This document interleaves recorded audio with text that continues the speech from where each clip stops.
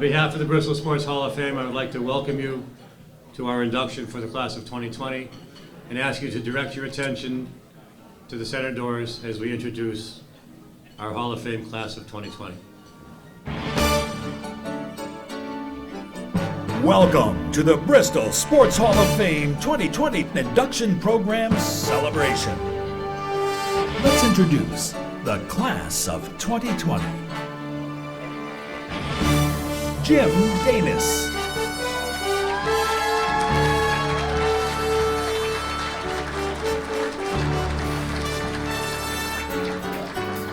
Hank Lodge,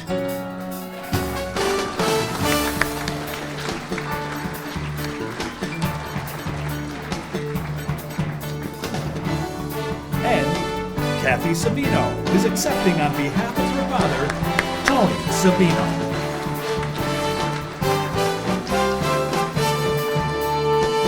Dr. Albert Jabs.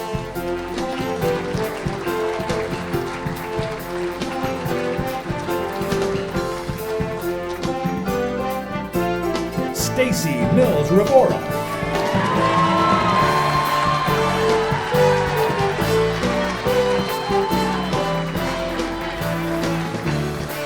Todd Hassler.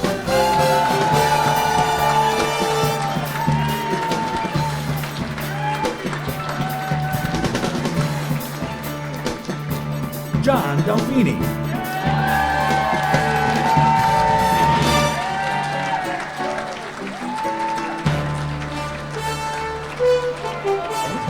Karen Pragaki.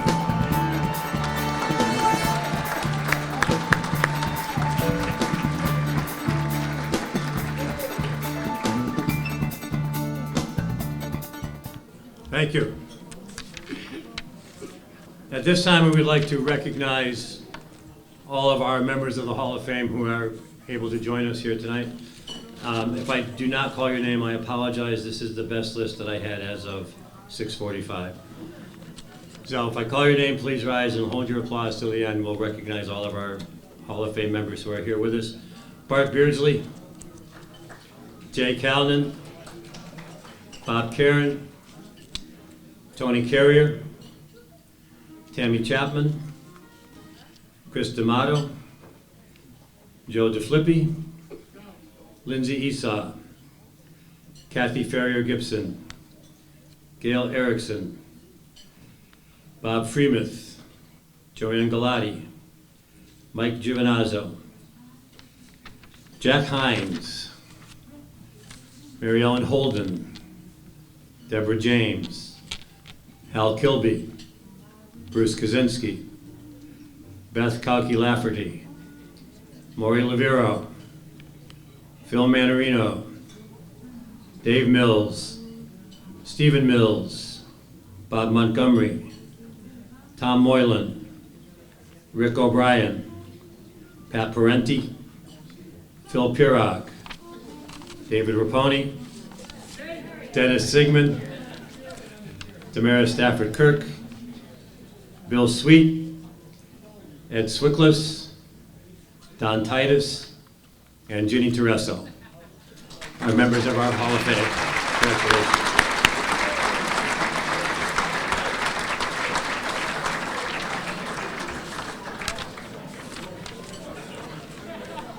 At this time, I would like to ask for a moment of silence. A moment of silence in memory of our departed inductees from the past 2 years, as well as for all the victims of COVID-19 and our departed veterans who gave their lives to ensure our freedom. A moment of silence, please.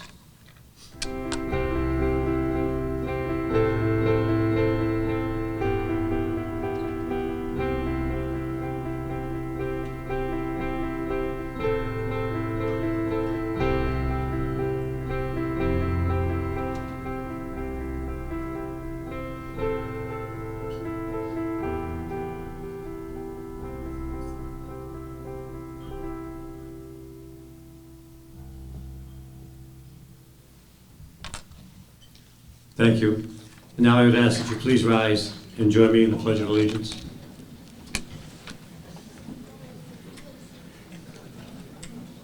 I pledge allegiance to the flag of the United States of America and to the republic for which it stands, one nation, under God, indivisible, with liberty and justice for all. You did that much better than my homeroom does every morning. And now I'd like to call on Sports Hall of Fame President Mark Ziogas for words of welcome.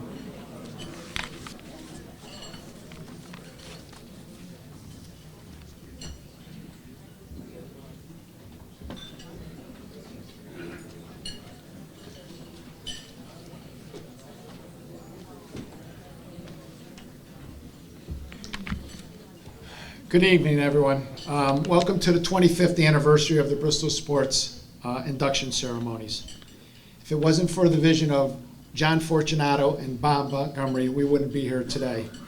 I would like to take a moment to recognize Bob and John's wife Sharon and the family who are in attendance tonight. If they could please stand and be recognized.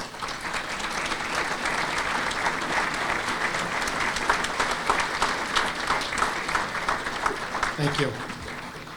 If you've never had the opportunity to go to the Bristol Sports Hall of Fame John Fortunato Memorabilia Room located in the Bristol Historical Society on Center Street, you should take the opportunity. They've done a great job in putting some of the history together of sports in Bristol, and it's our little museums in the Bristol Historical Society. So if you get an opportunity, you should stop by someday. Although this is considered our premier event for the season, the Bristol Sports Hall of Fame is much more than just an organization that holds an induction ceremony.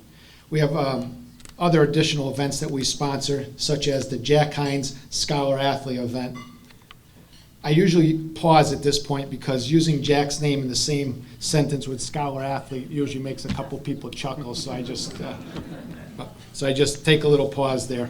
But in all seriousness, it was Jack's hard work that brought this event to prominence. We honor student athletes with a GPA of 3.7 or higher and have achieved at least 3 varsity letters in sports at their high school.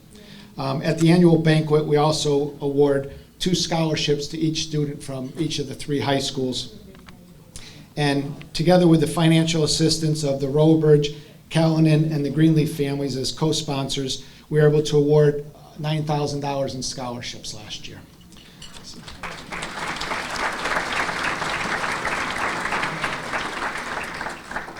We also have a leadership council which we have put together, and that's been going on probably 15 years at this point, and that's been underwritten by the Fiandella Foundation. And we have typically 3 breakfasts with the kids who are considered the leaders, captains of their high school sports team, and we have a breakfast and we have different events for them. We've brought in a lot of speakers, we've done some other type of events, and our goal is to try to assist them in becoming better leaders. And it's not just leaders on the ball field, but leaders in the classroom and also leaders in the community. And one of the other things we do with them is we have a community event where we volunteer for the Day of Caring through the United Way. And sometimes we've done a sneaker drive, we've done a coat drive. So we've done different things to get the kids involved in the community. So that's our way of trying to assist them in being better leaders for the community also. And as many of you know, since you sponsor and participate in our golf tournament, we hold an annual golf tournament which raises funds to help fund our scholarships. We have got a great committee that does a super job for that, and even in 2020 when we weren't able to hold the tournament, we still were able to raise $10,000. They sold golf balls, and all the golf balls that were sold had a number on them. Gary Sassu would go out from about 125 yards into the 9th green, and he'd hit the balls, and the closest one to the pin won $1,000. So we were able to raise $10,000 just doing that, even though we didn't have a tournament. So it was a great help, and this is money that we use to help sponsor the scholarships and also the other events that we do. And all of this would not happen without an outstanding group of directors on our board who put in countless hours organizing and running events, as well as managing our website and our memorabilia room. I would ask that the board stand right now and be recognized. So all the board members.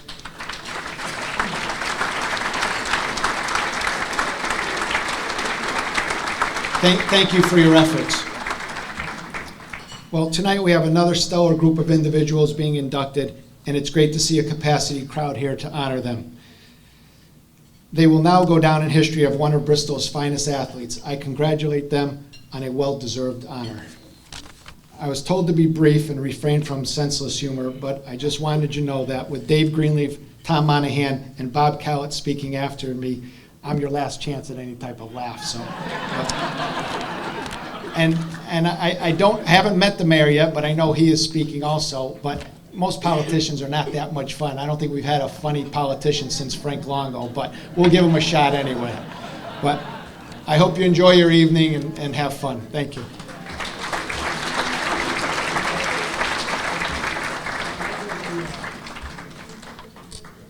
We need that light bulb that goes off to tell you when to stop up.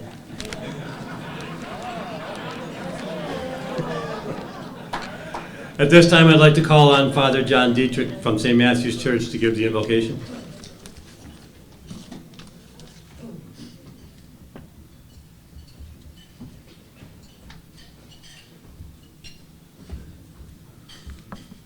My friends, we begin in the name of the Father, and of the Son, and of the Holy Spirit. Heavenly Father, we gather this evening to reflect and give thanks for the talents you have given our new Hall of Fame inductees and young people whom this organization serves and which they have enjoyed in the various sports programs here in Bristol. With much gratitude, we ask you to continue to bless all those who have helped and are continuing to help with guidance, support, including all of the coaches and trainers, teachers and friends. Help us, Lord, to remember that it is our responsibility to use wisely and generously the divine gifts you have given us, and teach us what it means to be athletes who live their faith always. Finally, that it may nourish our bodies and strengthen us with your grace, we ask you to bless this food which we are about to receive through Christ our Lord. Amen. In the name of the Father, and of the Son, and of the Holy Spirit. Amen.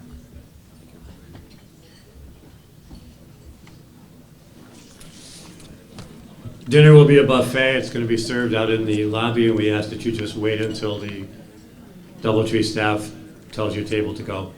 Please enjoy your dinner, and we'll resume the program after dinner. At this time, it is my pleasure to welcome the Mayor of Bristol, Mayor Jeff Caggiano.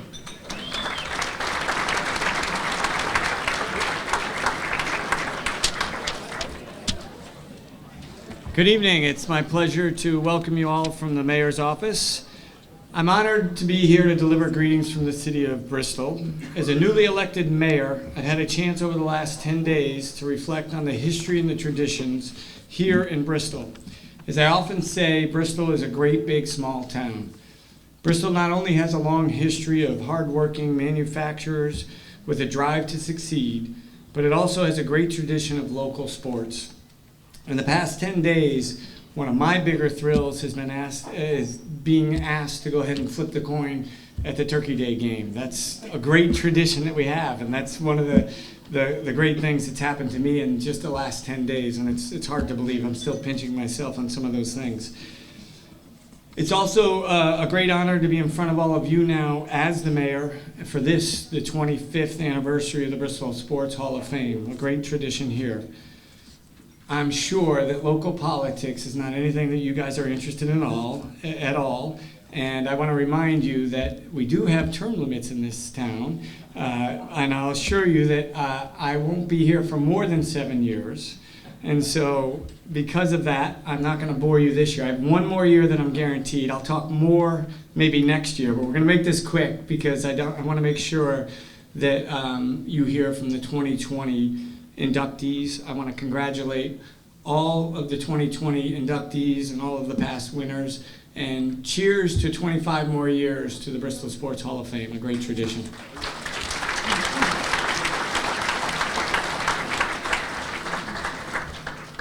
Thank you, Mayor. And now I'd like to call on the Vice President of the Bristol Sports Hall of Fame, Bob Cowett.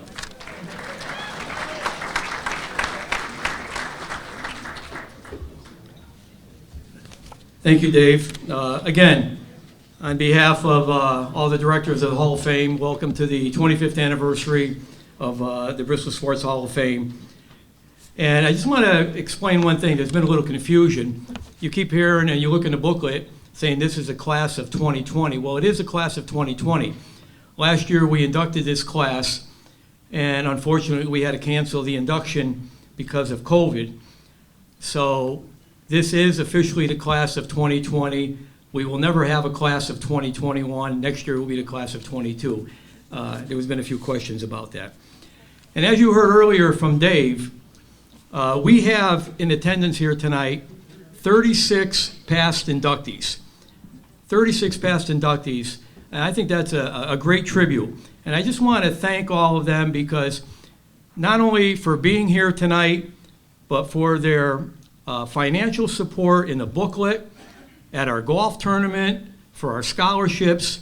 I mean, we would not be the organization we are without the help of our past inductees. So I really want to congratulate all the past inductees for their help. A few quick thank yous. I want to thank Christine Millay from the Doubletree and all the staff at the Doubletree.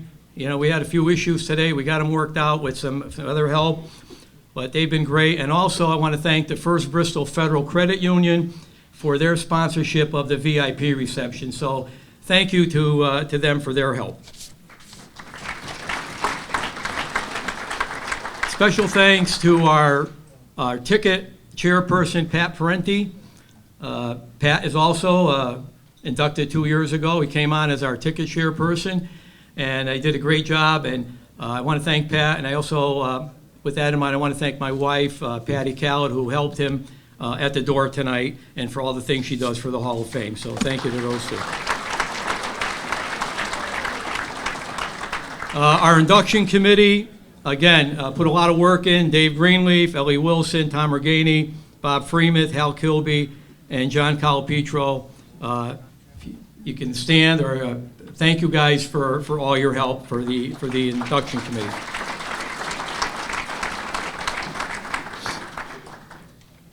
And again, as our president, Mark Ziogas, mentioned, he thanked the directors. We have a very dedicated group of directors, and a program like this it's really a team effort. So I thank all the directors for their help with the booklet and all they do during the year. It's a tremendous job, and we really appreciate it. A special thank you to my co-chairman, Hank Lodge, who despite being an inductee here tonight, where is he? Over here somewhere, never relinquished his duties to make this program go on, and who does so much for the Hall of Fame on our website and a lot of other things. So Hank, thank you for, congratulations, and thank you for all your work with the Hall of Fame.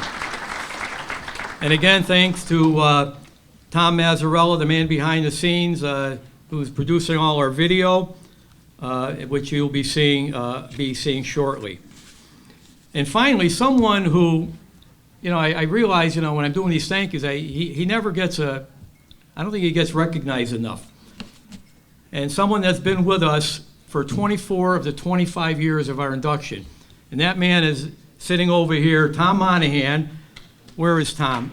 Tom's sitting over here. He'll be coming up. Tom has been introducing our inductees for 24 of the 25 years. And I think the only year he didn't make it was the night he retired from Channel 30. Was that right, Tom? They had a party. So, but thank you, Tom, for your professionalism in the presentation of the inductees. And without going into a lot of detail, all I'm going to say is, Sarah Larson, thank you very much. I can't tell you what she did today to help put this program on. And now we will see a special alumni moment segment. Tom?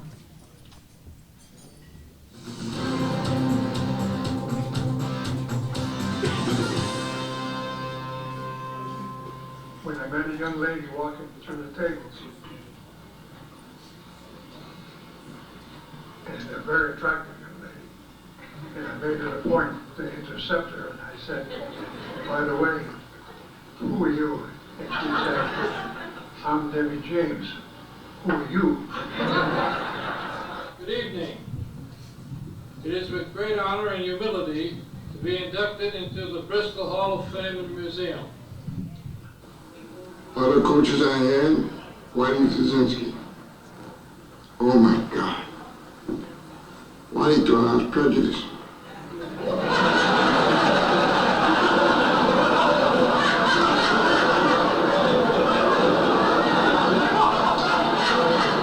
I called him Whitey.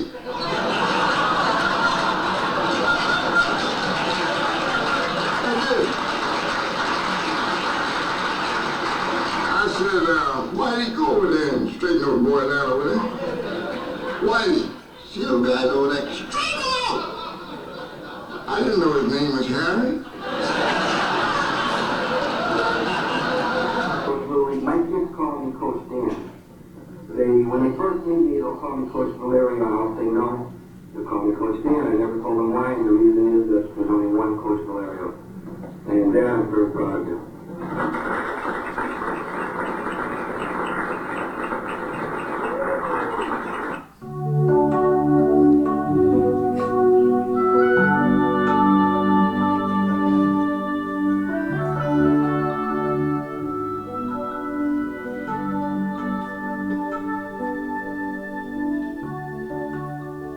Sitting there tonight, I found another connection.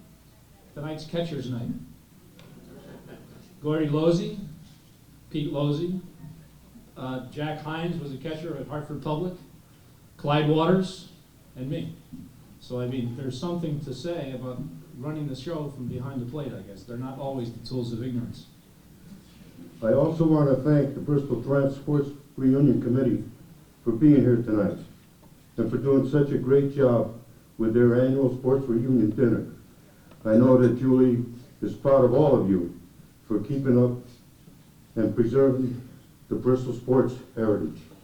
I'd like to thank Jerry Carpenter and his wife Carol for getting myself and my family involved in Special Olympics. It truly was one of the great experiences of our family's life. And nobody has ever done more for these special athletes than Jerry and Carol Carpenter. Thank you very much. I was looking up at the mirrors, and there was always things I wanted to do with mirrors above me, but I didn't think the Hall of Fame would be one of them. 5 minutes, Jason. 5 minutes. So please, stop laughing. No, hold all your applause and everything to the end, will you? I only got 5 minutes up here. Let me see, where was it? It's the lighting here, I think. Who wrote this damn thing? The time we're downstairs, I had a few of my old friends come by and tell me that, well, Baker, you're over the hill. Apparently, they don't know me too good. I can't even get up the hill. Never mind go over the hill. To conclude, I would like to say I belong to 2 organizations. And if you would go to the Boys and Girls Club show, you know that we sing a song, proud to be an OM. I am an OM. Very proud of that organization. And I'd like to say to John Fortunato, John, thanks for 13 years ago, coming up to me and saying, would you like to be involved with the Bristol Sports Hall of Fame?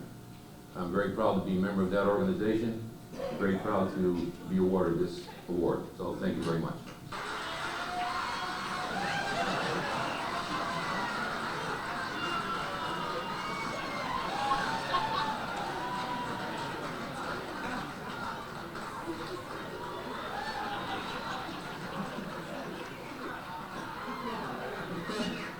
Going to join you, oh God.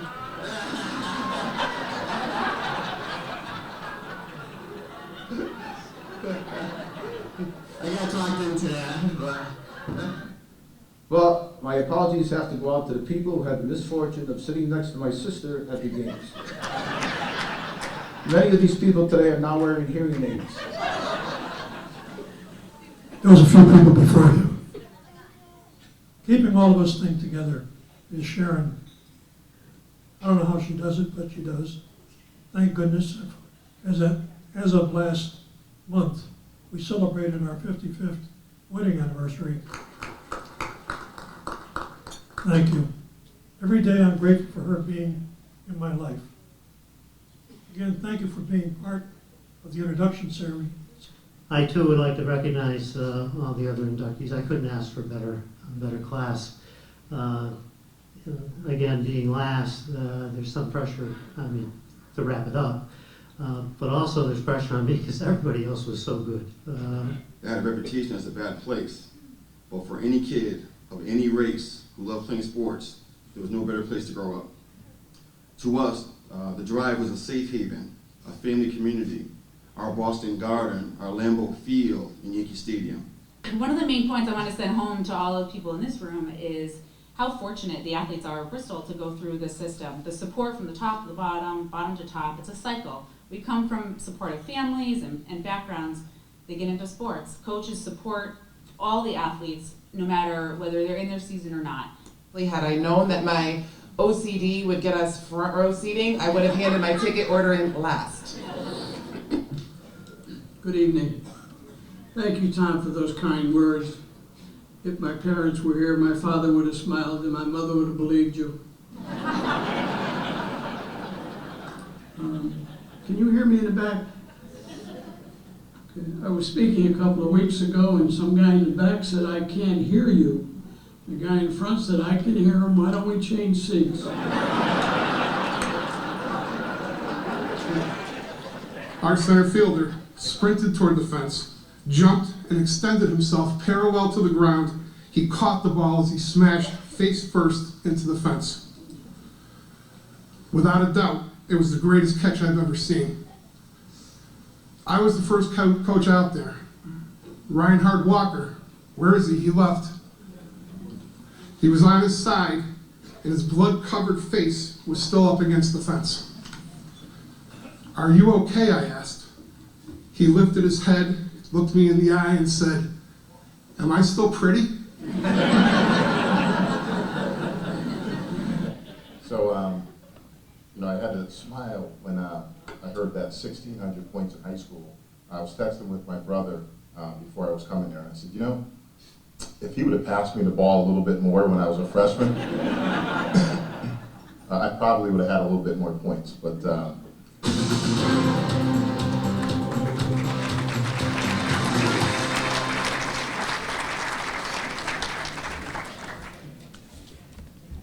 Where is pretty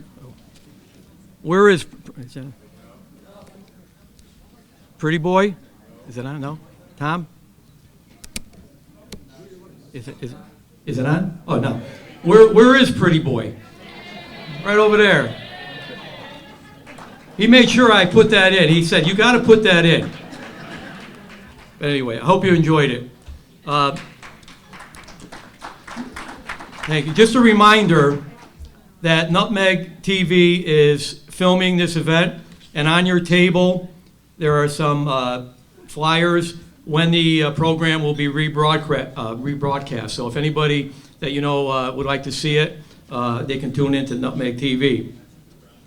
Also, I want to remind all the inductees that they will be receiving a complimentary video of the program that Nutmeg is filming.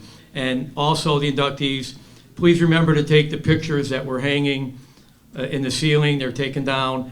So take the pictures home with you tonight, please. And also, please remember to take your 25th anniversary gift home that's on the table. Hope you enjoy it, and a little remembrance of our 25th anniversary. Finally, tonight is a special night for our inductees, their families, and friends. I ask your cooperation in being courteous and respectful during their speeches so that it will be a night to remember. Thank you, and now back to Dave.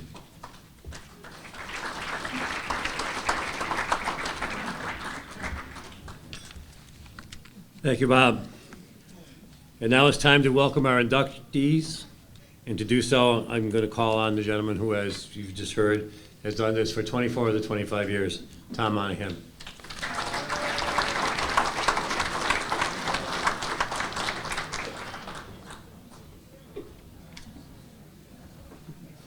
Dave, thank you very much. And Bob Callett, also thank you for your kind words. Bob Callett also wanted to be called Pretty Boy. Is that right? It's close. We have 8 inductees, and when you hear or read about what they've accomplished, you'll know exactly why they're heading for the Hall of Fame, the Bristol Sports Hall of Fame. So let's get it underway with our first inductee.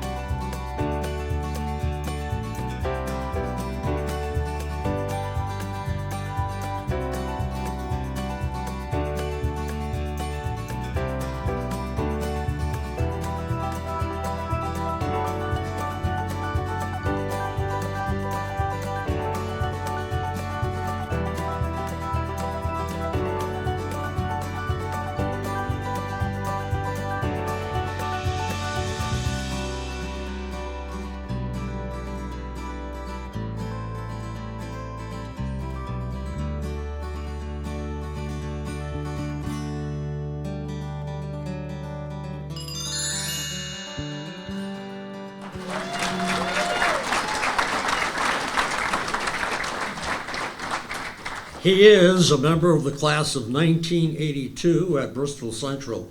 He played both football and baseball for the Rams. The football team in 1979 were state finalists, and they were also conference champions his senior year in 1981. He played baseball for the Bristol American Legion team, and the 1983 team captured the state title. He was an assistant coach in 1984 when the team went to the American Legion World Series. He was on the baseball team at Eastern Connecticut State University when they were conference champions in each of his 3 seasons. And he was captain his final year when the school went to the College World Series, placing 3rd overall. His college career statistics: batting average of .380, 10 home runs, 80 runs batted in. He is also in the school's 100-hit club. He also played for Big Dollar in the Twilight League and 1 year of college baseball at North Carolina Wesleyan. His coaching also included Trinity College. So welcome tonight, Jim Danis.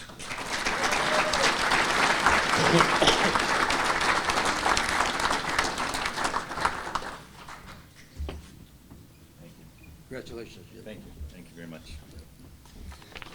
Thank you very much. I first want to start by thanking the Hall of Fame committee. The amount of work and lengths that they go to put on one of these things is amazing. From having to deal with COVID and having, all 8 inductees putting things off for a year. It's pretty amazing, the stuff that they do for you. It started when they brought us in.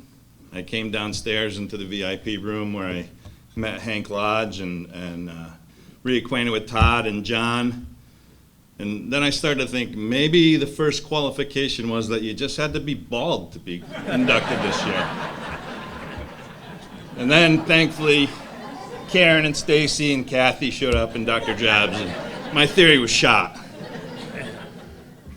So From the day I got the nomination letter in the mail, I started to reminisce about the start of it all when my dad took me to sign up for McCabe Waters Little League about 50 years ago, followed by another 15 years of my mom and dad's dedication to transportation, late night meals, travel, and just being there when they could as I worked my way through the ranks from Little League to college. Thought about the hours in the backyards of my adjacent neighbors, Bobby and Ray Wilson and Peter Brown and Jimmy Bates, and playing wiffle ball and basketball until the streetlights came on. I was lucky enough to have been coached by some of the Bristol legends, and I really want to acknowledge all of them that helped me to make the person I am today through different coaching styles, motivations, and personalities. It started with McCabe Waters Little League, with the Red Sox, with coaches Leone, Ginnerty, and Belanger. Being lucky enough to win the league championship and move on to the City Series when I was 9 years old. Getting no hits my first season in Little League until I made it to the City Series where we played the Edgewood Orioles for the first game. And I had a blistering liner to right that stopped on the outfield grass as soon as it got there for my first hit. And then being known as Jimmy One Hit for the rest of the winter until the spring started again.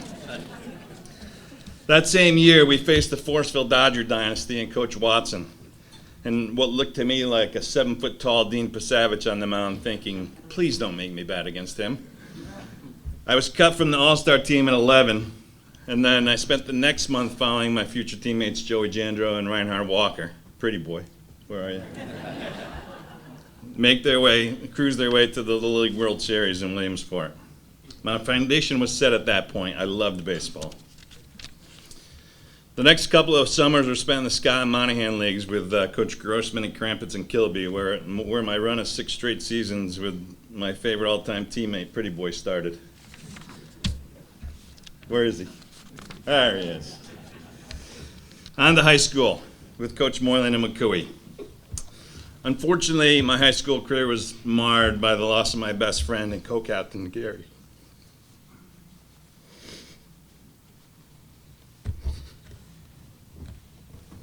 Taught me early on that life was a steep grade.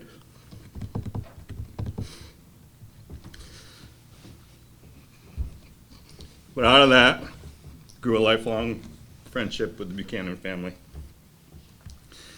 and especially his brother Darryl, who's here today. Still to this day reminds me that 40 years ago he broke up Rob Dibble's no-hitter in the 9th inning at Southington High School.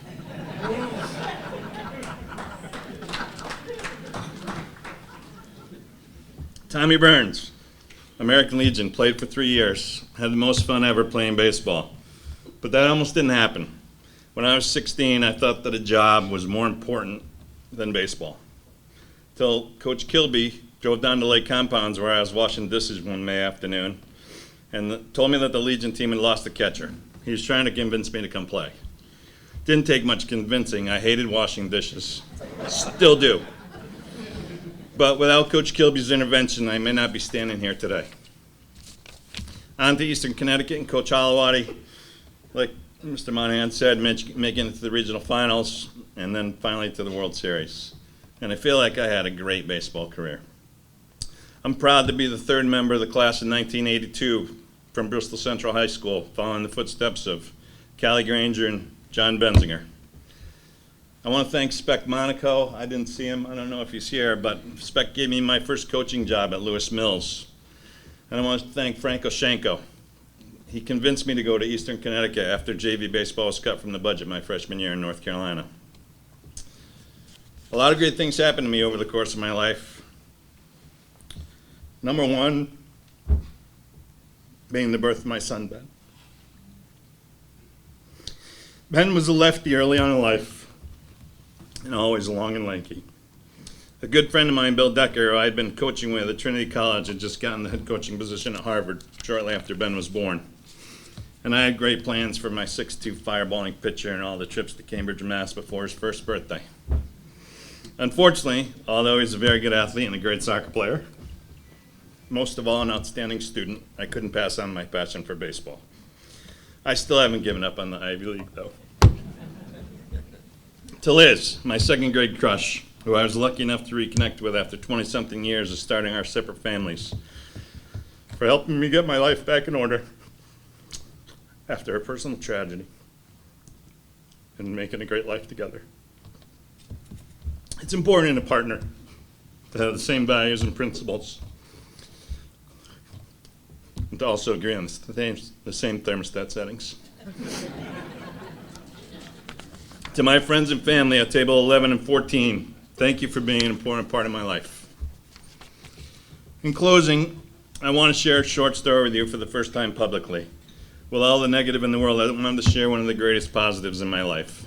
My close friends and family know the story, but I was sworn to secrecy because the person this involved was a very public figure and concerned that his intentions and motives get misjudged. I think the statute of limitations is over now. Regarding those steep grades in life, 15 years ago when my son was 11 months old, my wife had a cardiac arrest during a soccer game and was in a coma in ICU for a month.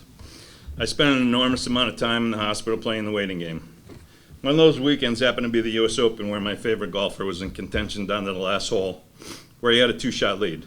He blew it, and I could feel his devastation. So totally out of character for me, I sat there and I wrote a letter to him, telling him basically that life comes at you fast. What a career you've built playing a game that millions of people love, and wanted him to give him a brief summary of my current situation. I had no idea how to get the letter to him, and I sat on it for 6 or 7 months when I thought, why don't I just send it to Augusta? He'll definitely be there. He's a defending champ. So, unsure if he would get it, I asked simply for acknowledging that he did indeed get it. Late that summer, I came home from work to find an attempted delivery ticket on my door. Not expecting anything and forgetting about the letter at that point, I made arrangements to be home to make sure I signed for it the next day. I opened up a FedEx letter the next day and I found 3 things. A letter that said, I was so inspired by your story that I had to respond with a whole dialogue of things that I hold close to my heart.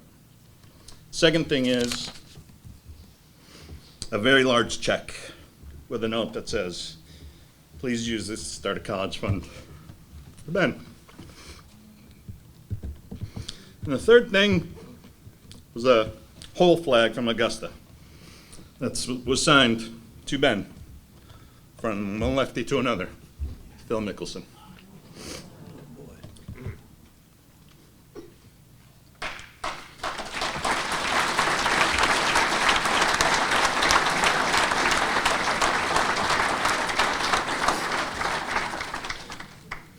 There's a lot of good out there in the world. Cherish every minute.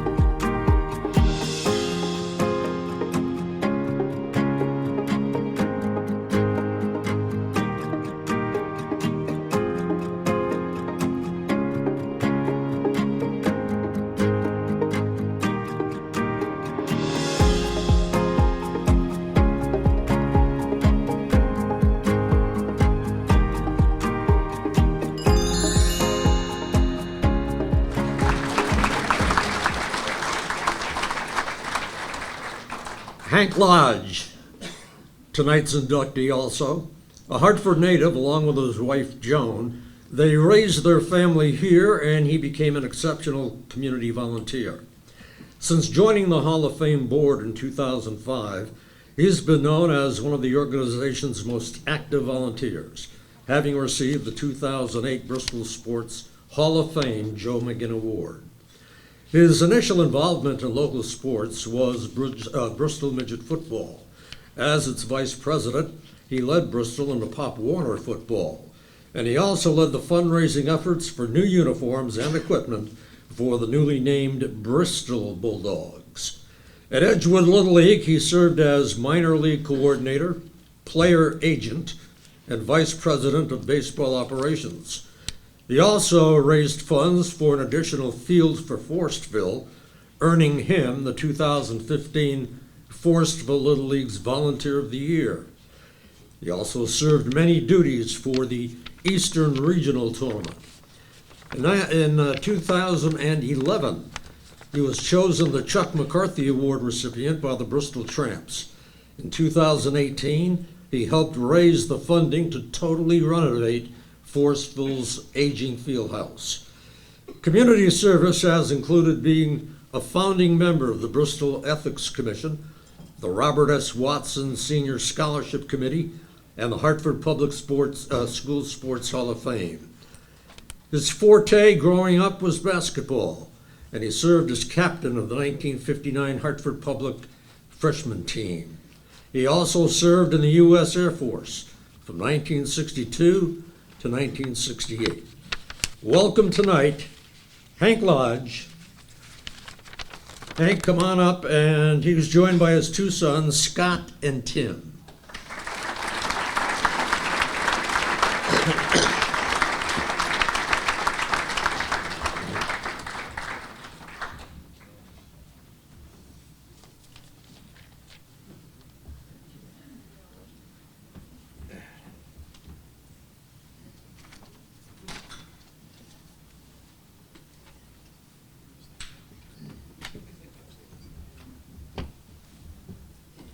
Congratulations, Hank. Well done.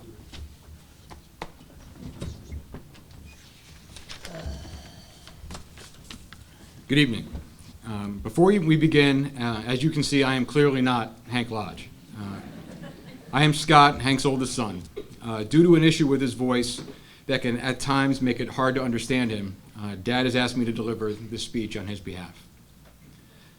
My dad wrote his speech with a length that should fit within the 5-minute allotted time asked by the Bristol Sports Hall of Fame Induction Committee. That's basically just his way of saying that if it goes long, it's my fault. So, good evening to his fellow recipients, our new mayor, Jeff Caggiano, fellow board members of the Bristol Sports Hall of Fame, and the Bristol community at large. Before I begin my dad's remarks, at his request, let me take a few moments to introduce his own personal Hall of Fame. Starting at the top of the lineup is our mom and his trophy wife, Joan. Please congratulate them.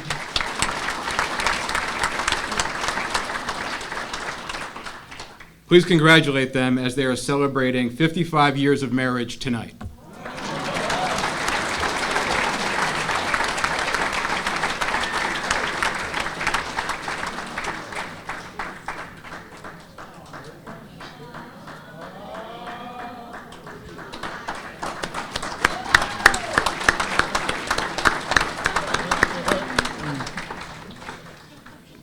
Does our dad know how to deliver an anniversary present? Free dinner at the DoubleTree with 350 of their closest friends. Congratulations and happy anniversary, Mom and Dad. Continuing, we are joined by my brother, Attorney Tim Lodge, my wife, Lisa, and our sons, Mikey, Ryan, and Steve.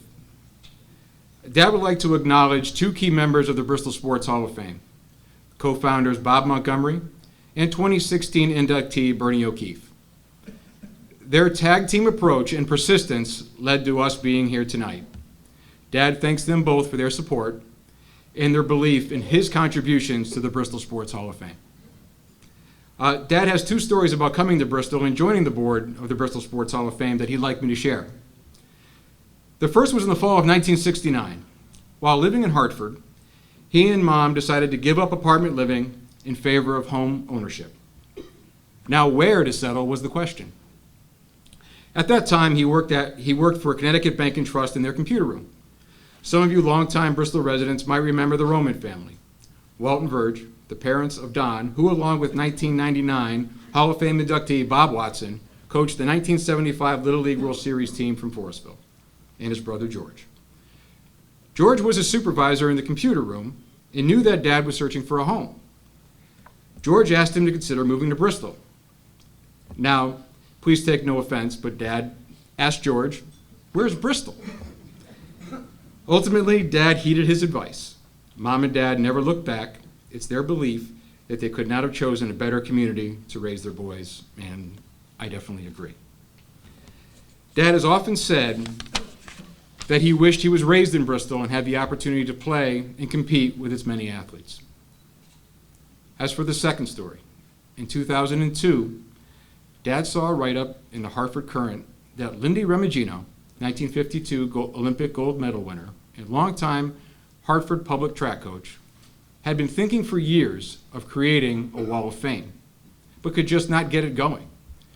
As a member of the 1962 HPHS class himself, Dad met with Lindy in his home. While there, he got to hold the gold medal, but not Lindy's pride and joy. That would be Lindy's medal given to him by Frank Sinatra. I wouldn't let you hold that either. It's pretty simple. After that meeting, Dad told Lindy that he would help him get this off the ground. Additionally, after that meeting, one thing obvious to Dad was that Lindy needed some volunteers with business acumen. Needing a treasurer, Dad's immediate choice was Jack Hines, class of 1956. Dad approached Jack with the words, "Jack, how about you joining my HPHS board?" After accepting, Jack let some time go by, and then at one of the HPHS meetings, Jack took Dad aside and asked, "Hank, how about you joining my board at the Bristol Sports Hall of Fame?" Dad will be forever grateful for Jack's faith and trust in him. Thank you, Jack. Looking back, Jack asking Dad to join the Hall was a surprise, since he had no clue that there was a Bristol Hall of Fame.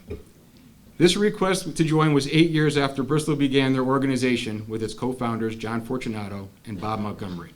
So between not knowing where Bristol was and not knowing the Hall of Fame, he needed to get out more.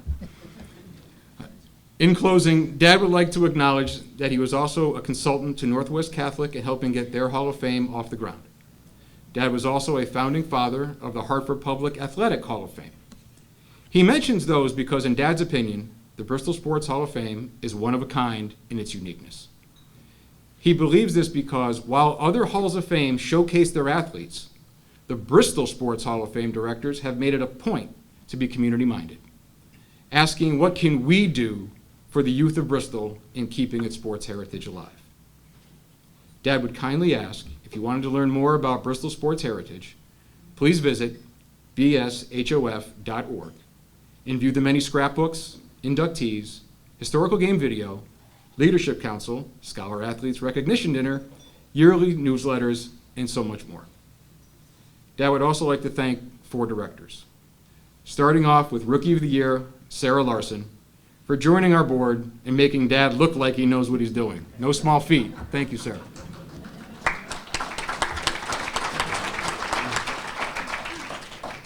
Next are the Tom and Tom duo.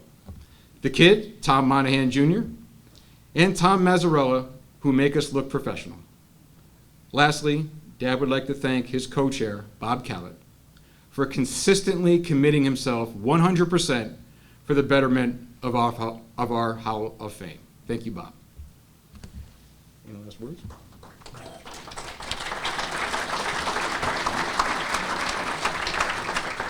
Thank you all for coming out and supporting our efforts, and have a good evening.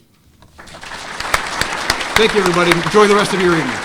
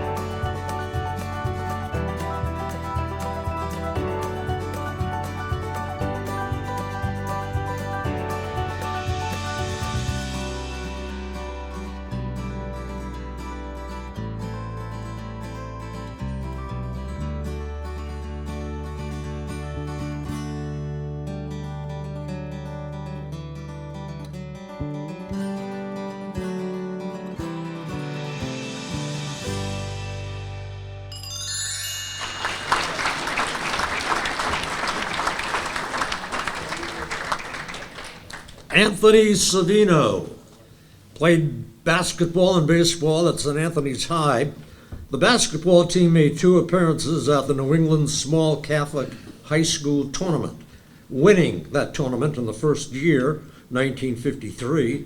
Individually, he earned all tournament honors both times. He entered the Army in 1956, and he coached the 8th Cavalry 1st Cavalry Division team from Korea and Japan when it produced a 29-3 record. He scored 23 points per game as a player and was written up in the Stars and Stripes newspaper for his accomplishments. Upon his return here, he attended the Yukon Waterbury branch, where he continued playing basketball, averaging 18.5 points a game. He played for different military teams, and he scored 50 or more points in a game on 5 occasions during the late 1950s and early 1960s. The future CSM of the Connecticut National Guard also played fast and slow pitch softball for local teams. He joined the Bristol Tramp Sports Reunion Committee in 1996. Anthony Savino, and accepting for her late father tonight, Kathy Savino.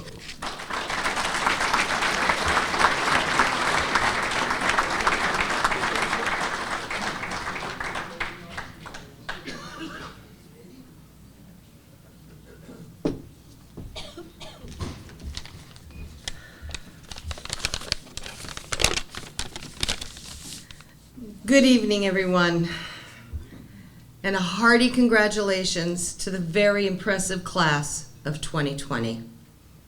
Our family is so honored to be here this evening, and thanks the committee for adding Tony Savino to the Bristol Sports Hall of Fame. For those of you that don't know, Tony completed his application for this organization just prior to his death in 2008. While he wasn't a guy looking for or interested in accepting accolades, it was literally one of his last wishes to be a part of his hometown's great sports history. My father grew up in Bristol and had a lifelong love affair with our community. As a young athlete, he achieved greatness on local baseball fields and basketball courts, but more importantly, he formed deep friendships which lasted a lifetime. When he was playing, whether it was baseball, basketball, softball, or even a pickup game with the kids in the driveway, he was in his element. He was a natural competitor and a coach. His love of sports afforded him the opportunity to be a part of a team. And throughout his life, and in the military, he preached the golden rule of sport. There is no I in team. Even after his passing, his spirit of giving back to our community continued courtesy of our dear family friend, Glenn Kornichuk. Glenn has sponsored the Tony Savino Pay It Forward Award with the Bristol Tramps Sports Association for the last 13 years. Many nonprofit sport-related entities in our community have benefited from the donations made in honor of Tony's legacy. Thank you, Glenn.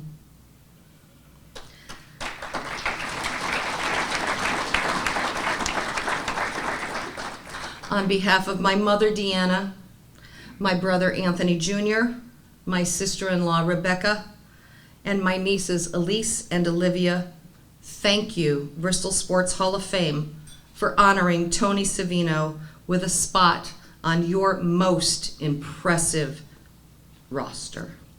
Thank you.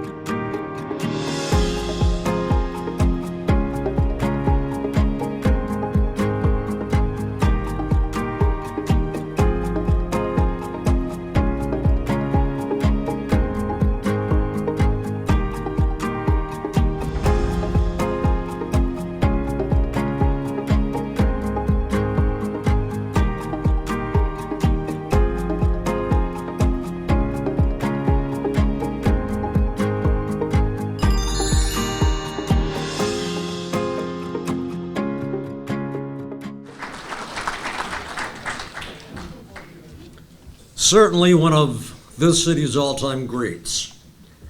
Wherever Albert Emil Jabs went, he left his mark. In Bristol, it was with athletics at Emmanuel Lutheran and Bristol high schools. There, he was a member of the class of 1951. A multi-sports participant, he is best recalled for his achievements in basketball. He also took part in scholastic soccer, football, and track and field. He was a 3-year starting center in basketball for the Maroon and White, and he served as captain his final year. He set a new school scoring record, and as a senior, he received the Thomas M. Monahan MVP Award while chosen for the All-State Basketball First Team. He also led the All-European Championship team in 1955 while in the U.S. Army. Prior to this, he was placed on the All-State second team as a junior. He went on to play basketball and compete in track and field at Valparaiso University. He became a college professor and was recognized many times for his work in benefiting mankind. Dr. Albert Jabs.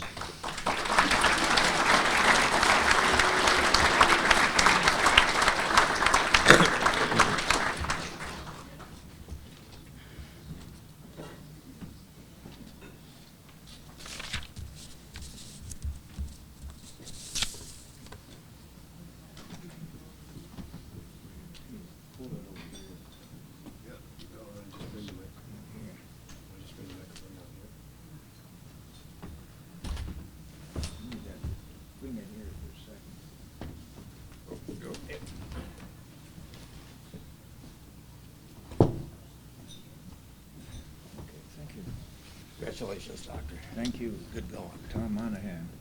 Guilty. Aunt Tim Sarah Monahan, Thomas M. Yeah, I know you did. I'll talk to you a little later if you got time. Everyone here tonight has greatness in them. I'm not trying to just sell you a good game. After what I have experienced and taught the length and breadth of these United States, I found good possibilities in everyone. Not that I'm an eternal optimist. I recognize that we have different qualities, each and every one of us. But those young people here have the qualities of being great. Love of God and love of people. Get that in your minds. I want to tell you, my start at Emmanuel Lutheran School down here in West Street was a formative influence. Dr. Herbert Kern, the principal, was, as one would say, a tough guy, but a warm kind of person if you played according to the team. We had up there the great champions, Andy Pillow, Wally Zunstrom, Ali Gursky, they were all there. They won championships, and then it went on under Thomas M. Monahan to win state championships in 27, 28, 29, 33, 34. Perhaps the greatest high school team ever was in 33. Hey, I used to remember that, study that, and eventually it caused me to be a kind of historian following Bob Montgomery. You're supposed to be excellent at whatever you do. Now I could go talk on, and my wife says, time out. Stop your praying. Give us a message. Well, the message here tonight is this: how can any of us blessed who are gathered here tonight not remember the Bristol Hall of Fame as a distinctive organization for this hometown? I love this hometown. My son, an active captain in the United States Navy, tells me I'm going home to Mecca.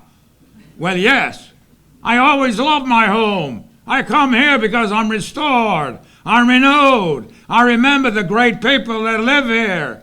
Well, I do remember some of the crimes too, but I try to remember the good. I'm speaking to every one of you. Look at the best of another person. Think best of another person. Think best of yourself, but don't be naive. We all have to struggle, and that's okay. God wants us to wrestle with him. I told that to my son who's an active officer for 27 years, a distinguished captain. I said, you ought to wrestle with God. He looked at me. I'm supposed to obey God. Yes, but wrestling is obeying, is showing you're alive. Well, let me go on to my speech because my wife is getting uneasy.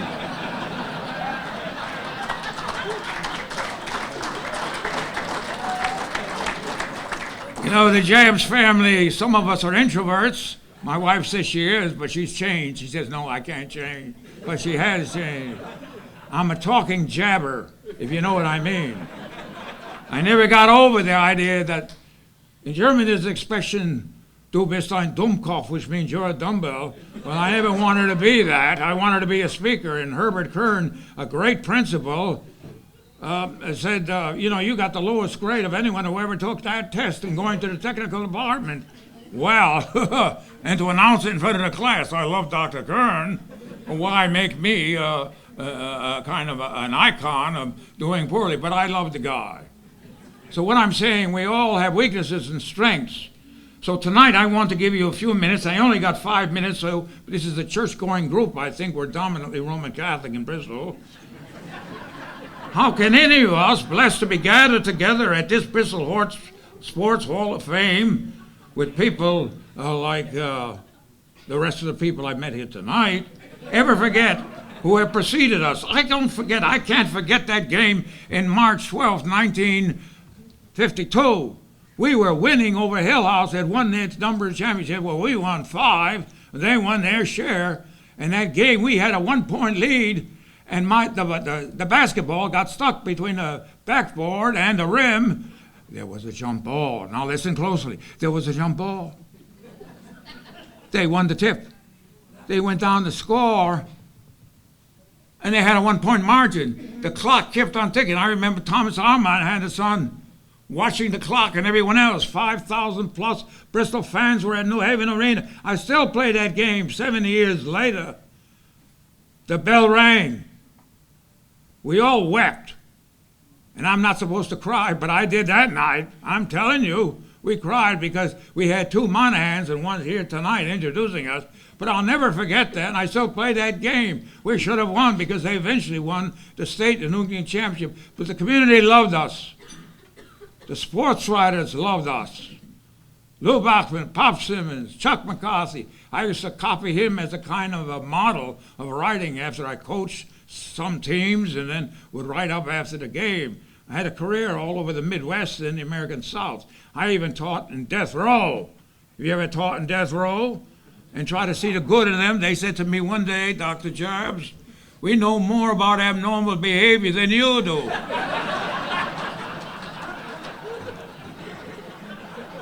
I said, you're right, but why am I here and you're there? I didn't know whether I'd last that day at all. But the point is that we all need discipline, we all need commitment, and we need to prepare for success. Young people, you need to study, but don't become just a study ward. You need to be active in helping other people. You want to get happiness? You want to get joy? You'll forget this because remember, I'm 88 years old. I'm not supposed to be here. But listen, if you help someone, you're going to get happy. But you can't be naive. There are some people who exploit. But if you help people, you're actually loving God and by helping other people. If you don't know that, ask the priest who's here tonight. Now, the Monahans, I could go on, and I better be short because I'm over-talking, and that's going to be something I got to deal with my wife. You talk too long. The Monahans expanded my awareness of religion. Now listen to this. We had a group of Roman Catholics, St. Joe, St. Anne, St. Anthony's, St. Stanislaus, and we were Lutheran. Wow. Well, I was under the impression that God spoke to me as a Lutheran. Maybe I'm the only one to know about Jesus Christ. Hey, but I noticed Harry Peters, he's on the Hall of Fame here too, and other people, they want to play or they want to kneel before the game and pray. They say the Lord's Prayer. Of course, the Roman Catholic is stop and deliver us from evil. And I began to say, hey, didn't God die and Jesus Christ die for all people? Wow, they taught me my first example of ecumenism. ecumenicity. I'm not just trying to show off big words, but I do know some good words.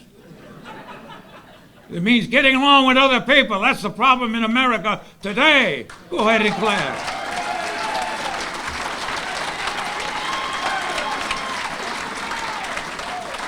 So this team, a German fellow, as they called me, at a German school I was from. Well, I was an American, actually, with a heritage, and I love German history, black history. My black brothers, they are my brothers and sisters, whether you like it or not. I spent my whole career with African-American people, and they taught me a few things. Be open, but I'm not going to say, you know, they said, you think you're some kind of white messiah coming to help us? I said, I'm telling you the truth about things. I'm not here to win a popularity contest.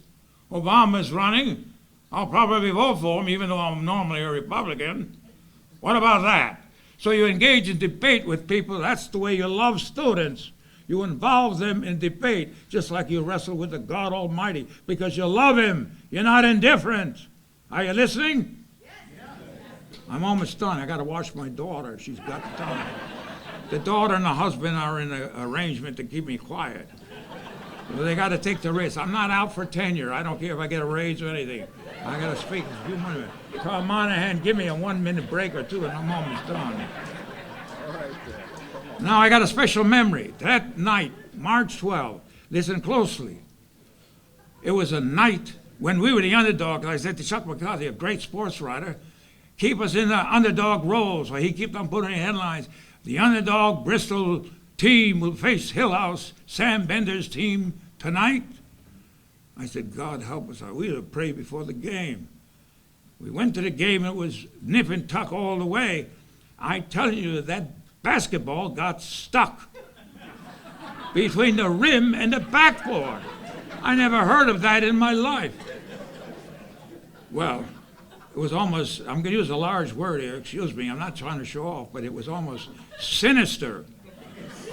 It was almost sinister. Why would the ball get stuck on that favorite shot, the hook shot? Well, it did, and they got the tap. They went down and got a 1-point lead. Now we were begging to turn the tide, but we lost that game. We lost the game, but we won in many ways. I'm telling you, we won. Because every time I think of that 1952 team, I always go, if. Watch the if game, that'll kill you. Leave it alone. We lost the game, but I still think we're a better team. Now, I'm coming to an end here, but be patient. Talk to my wife after, tell her to go easy on me. Tom Monahan led our team with an inch of winning the state championship, but think of these names, Polish, Italian. They're all there. Well, they're brothers and sisters, just like my black brothers and sisters. It doesn't mean I'm going to agree with you all the time, but here are the names that was on that immortal team.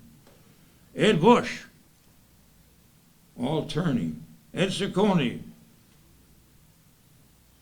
Scratch Gasky, Harry Peters, George Heeman, Jim Tracy. I'm not trying to just talk about my family, but Bob Jabs was a member of the team. Of course, I got him a suit. I was captain. And Gene Sankey, if he's here, he may remember the team. Anyone a member of the 1952 class here tonight? One man. All right, I'm coming to an end now. When you ask a professor to speak, you're taking a risk. All right, hold on here. I can never forget that season, nor can I ever forget the loyalty of my family. They're all over here. I love them all, but we don't always agree. And now I got to come to an end here.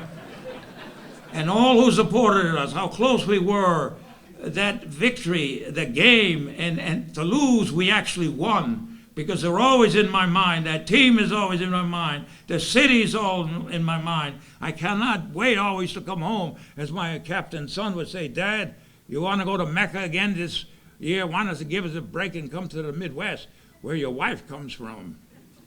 At any rate, as I come to an end, I want to say, Bob Montgomery, when I was a senior, he was a writing sports writer already. That's almost 7 years. Now, if he's here tonight, Bob Montgomery, where are you? There he is. I got to come to an end, Bob, but he's a great sports writer. Give Bob a hand. All the people, finally, this comes, I hope, with an impact. Everyone here has greatness with your soul, in your soul.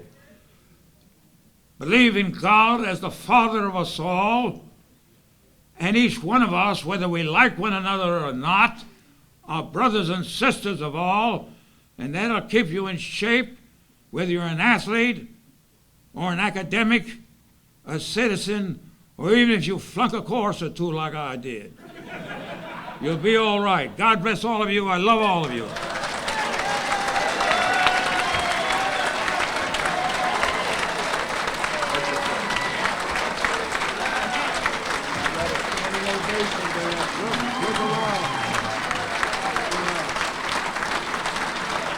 You're a great family. I'm glad I'm part of this family. Yeah, no, I gotta get out of here.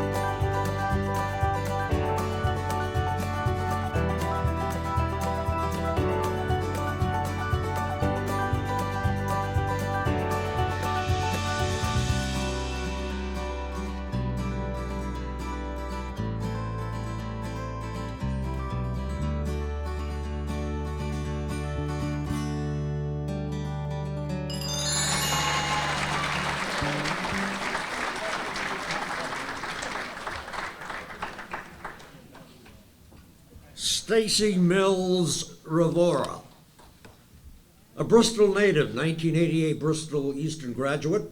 She was a 4-year participant in volleyball, basketball, and tennis. She was a 3-year varsity starter and senior captain in all 3 sports.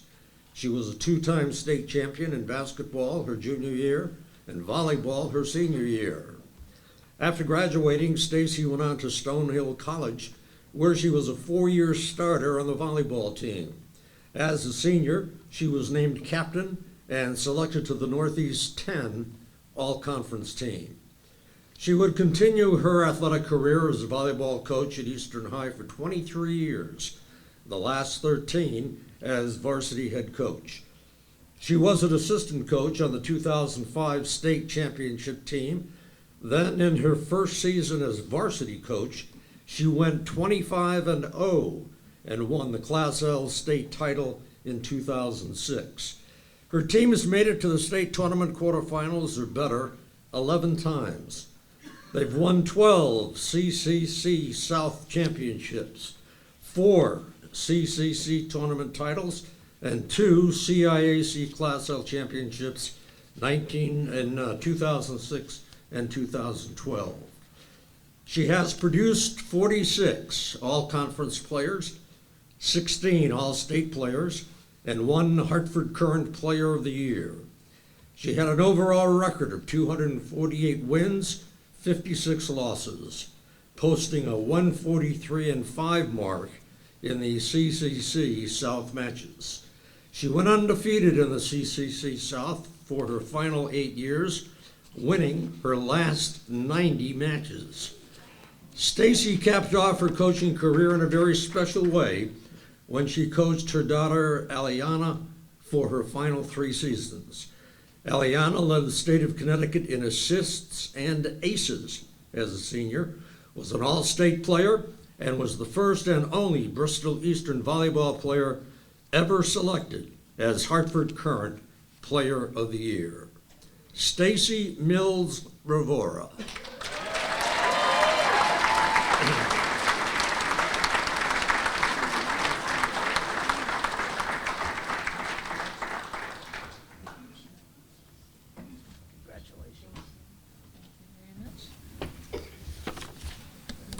Well, thank you.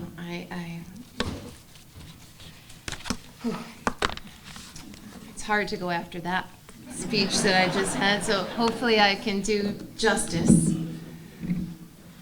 I want to thank you to the committee and all those that worked to put this night together.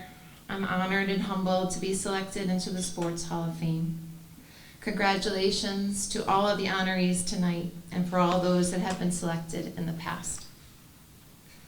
It is a special honor to join so many individuals that I have the utmost respect and admiration for.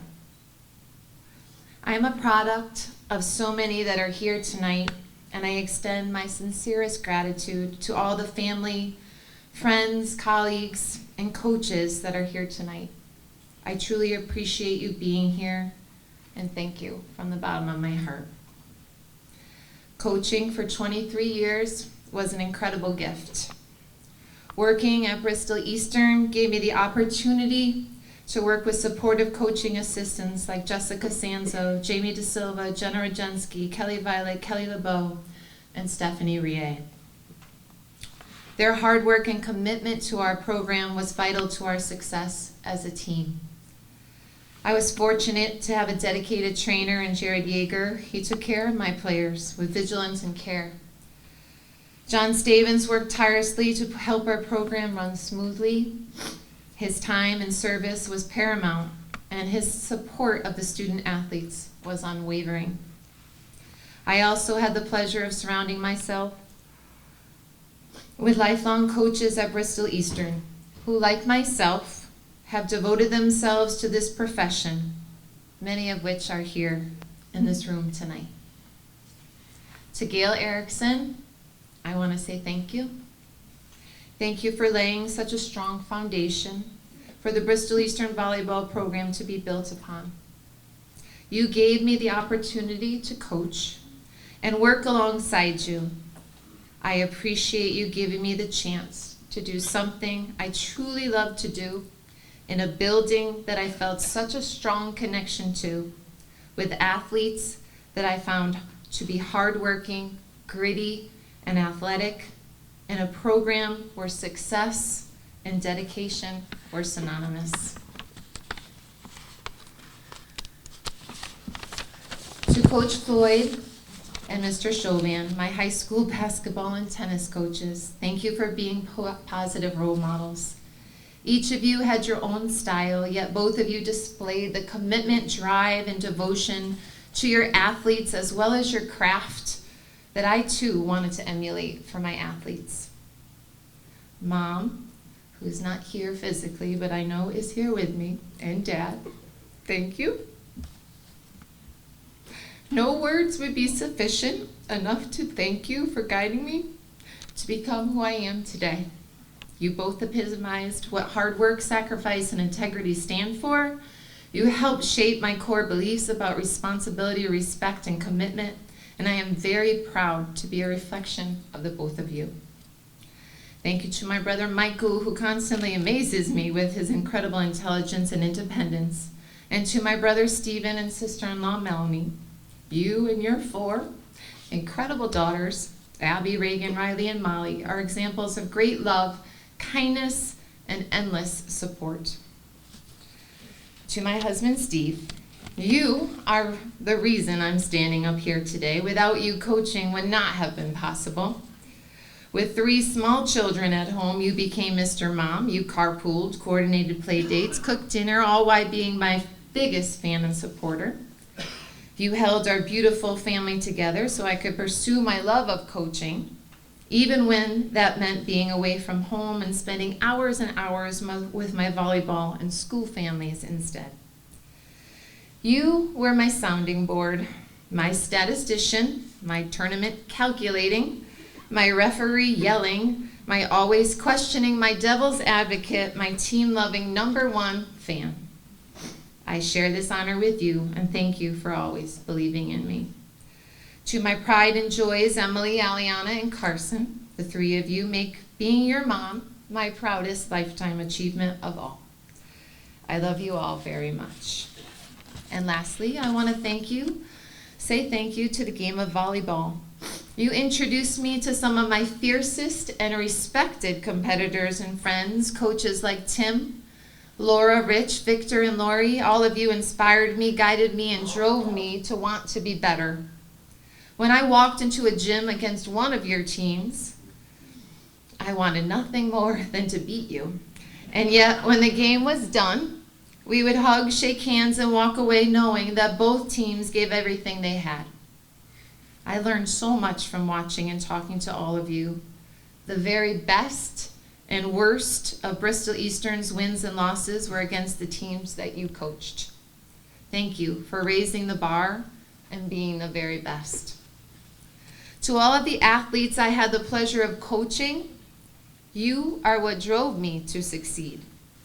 I took my responsibilities as a coach very seriously, and when I made mistakes, I always tried to do what was best, and while I made mistakes, I always tried to do what was best for the team. Making difficult decisions and putting the team first is part of a coach's job. Yes, many of you challenged, disagreed, and even rebelled against the decisions I made over the years. And while I will own up to those mistakes, what I will never do is apologize for holding my players accountable to high standards and stretching them to reach their fullest potential. A potential most never knew they were capable of reaching. My job was to help players understand that being committed to something greater than themselves can be motivating and powerful. My job was to create players to help my players understand that a commitment to winning also meant a commitment to the work that winning requires. My job was to create a standard of excellence where there were no excuses. Either you do everything you can to make it happen, or you don't. So many coaches are far more knowledgeable about the game itself and its inner strategies of gameplay. For me, my strength was in the planning and preparation. When I would sit at night for hours strategically planning out my practices, I would keep these guiding principles in the forefront of my mind. Number 1, there are no little things. Number 2, I am the coach. If my players are not doing it, I need to look to myself. What gets attention gets fixed. Number 3, we will get good at what we spend time practicing. And number 4, we must practice the game in the manner in which it is played. Raise the level of play in practice, and the players will learn how to respond in a game. I read a quote once that said, "Players think, play me and I'll show you. Coaches think, show me and I'll play you." What happened in practice was important, and I valued that time I spent with my teams. It was during practice that I could, like so many coaches out there, tell who the great players were by their reaction and response to being pushed in practice. I was fortunate to work with so many players of this caliber over my 14 years as head coach at Bristol Eastern. Players that consistently displayed a high level of discipline, self-motivation, passion, and tenacity. It was such an honor and privilege to be around athletes that mirrored my drive and competitiveness. Players who refused to be easily beaten and hated to lose. Being successful is hard work. It means showing up and grinding it out even when you don't feel like it. My most successful teams were made of athletes that understood and bought into the expectations that were set for them. They held each other accountable and trusted the process that pushed them to do better, even when they felt like they were doing their very best. I would like to think that my teams were successful, not because of the incredibly talented and athletic players I had, but because of the championship culture that was instilled in my teams at practice first. I took great pride in my preparation and wanted to make the most of the time I had with my athletes. I wanted my teams to be able to respond to adversity with unwavering calm confidence and focus when it meant the most. I wanted my teams to compete at the highest level during the most difficult times, and time after time they did. The greatest compliments I ever received were in response to my team's level of grit, intensity, and competitiveness when playing the very best teams in the state. Successes, especially championships, don't just happen. Success requires a group of people being dedicated to bringing out the best in others, no matter what it takes. The championships were highlights of a few teams' success, but most years' success was measured by a different standard. The wins and losses only represented our success in numbers, but I measured true success by the overall growth and potential reached by my athletes and the teams they represented. I often told my athletes that it's not where you start, but where you finish that matters. My goal was to always make my players better and challenge them to improve.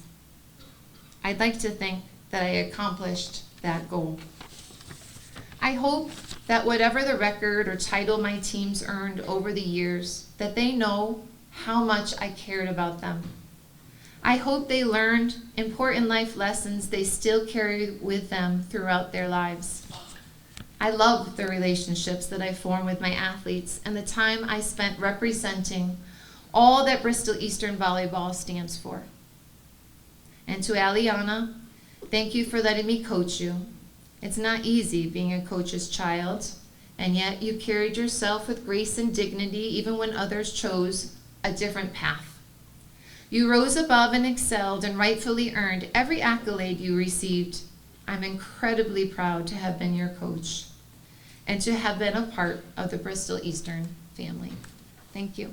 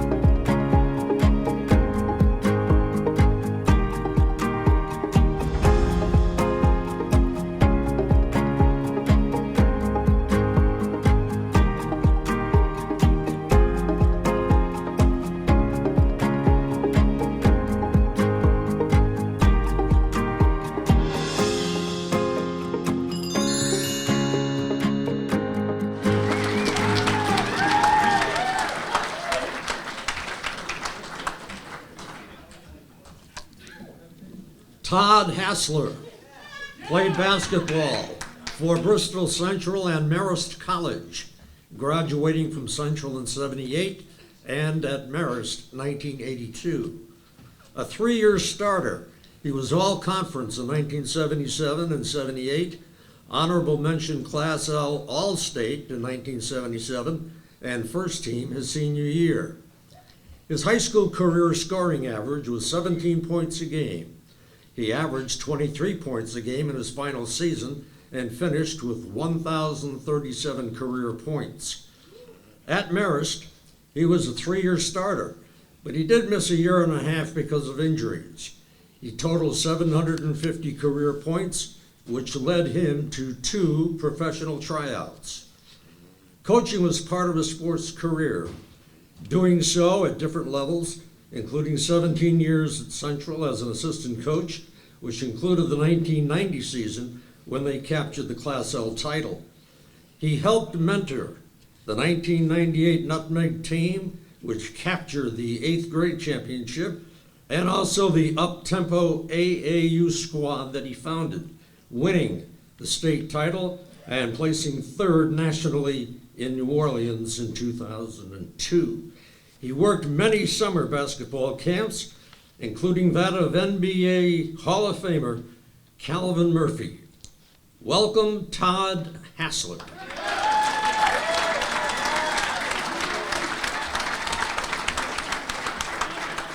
Congratulations, Todd. Thank you. Well done. Thank you. Well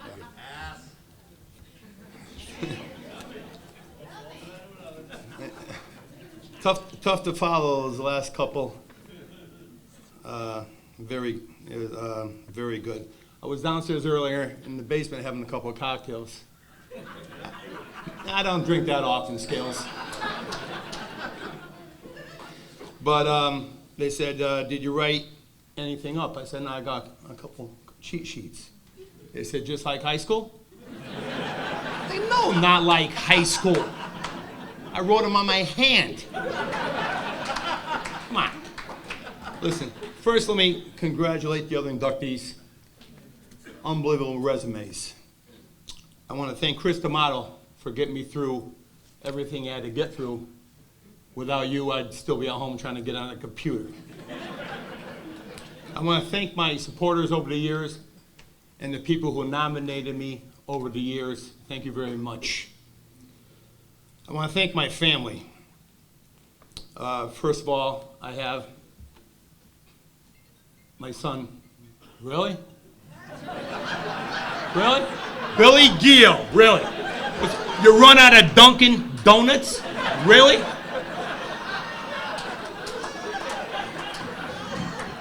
First thing he ever came to in 25 years, he's gonna screw this up.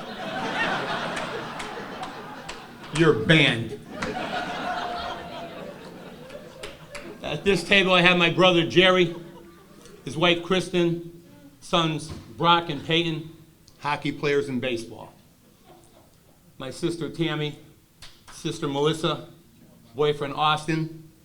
Don't ever play him in golf for money, ever, okay? I got my son-in-law, my brother-in-law Steve Evanowski, my wife's sister Debbie, who's my wife's older sister and her big best friend. My son Jacob, his girlfriend Steph.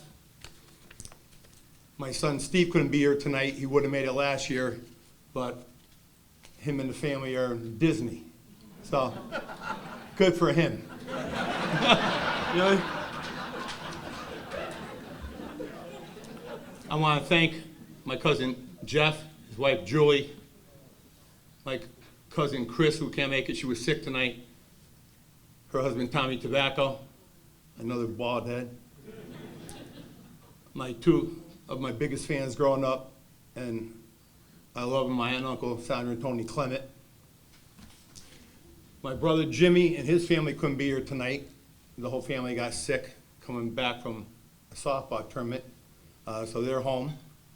And I'll give a shout out to Justin, is my nephew, and my niece is Amanda, who's a senior at Avon High School this year, and she just signed a full scholarship for softball So you can look up online at North Carolina State University.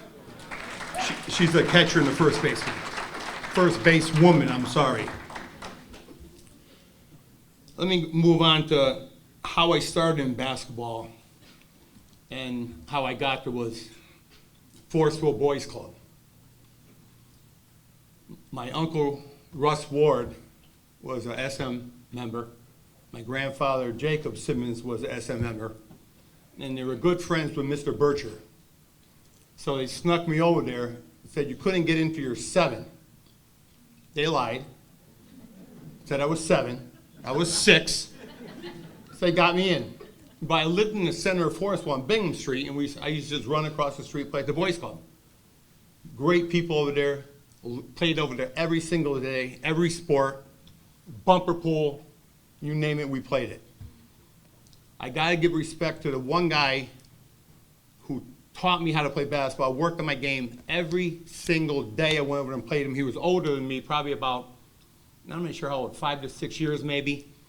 He didn't play out and bleed at Eastern, but he could shoot his tail off. He worked drills with me, one-on-one, foul shooting competition, until I was able to beat him. Probably about 4 years later, that was Dave Thayer. Dave was a hell of a player. I want to give a lot of love to my parents who aren't here tonight. I know they're watching. I had my mom, as a single mother, teenager, had me, brought me up right with my grandparents. My aunt was my second mom growing up. When my mother had to work, she took care of me. And I know it wasn't hard. It was very hard. She met my dad, who was in the Navy from Iowa. Didn't make it through high school. Went in the Navy for 10 years, met down in Groton. He adopted me, took care of me, treated me like his own his whole life. And I love him for it. He built worked 4 jobs growing up to support the family. Founded Forestville Manufacturing, which my brothers own now, and my sister works there also. And I couldn't do it without them. They went to every one of my games, went to all my games, home games at Marist. During the week, when my father had to run the factory, they would get home 12, 1 in the morning. He'd get up and go to work. So without their support, I wouldn't be here today. BC Hoops. Joe the Flippy, my point guard. Gotta love it. Wouldn't have had all the shots and all the points without Joe giving up the ball. Thank you, Joe. But he will tell you, first shot of every game, who took it? Joe. If he was open or not, he didn't care. He would tell you, I'm taking the first shot, I'm not going to get another one the rest of the game. Another guy that helped us out, Bruce Kaczynski. Big Brucey K. If it wasn't for Bruce getting rebounds, outletting, so we could run the fast break, score about 90 a game, that's a true story, we scored over 100 more than once, and double teaming Bruce down low so I could get some shots outside, I wouldn't have done this good. Joe has about 2,000 assists from 2 people.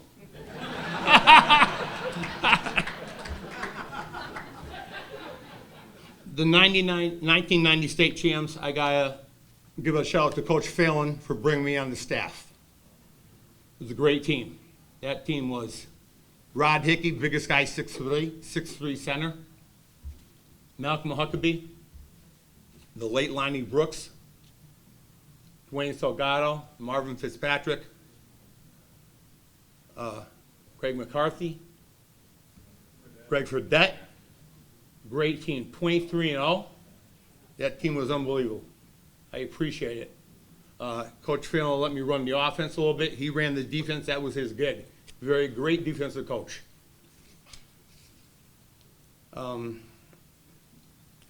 Coaching my sons at BC, I got to give a shout out to Coach Winger. Thank you for bringing me on the staff.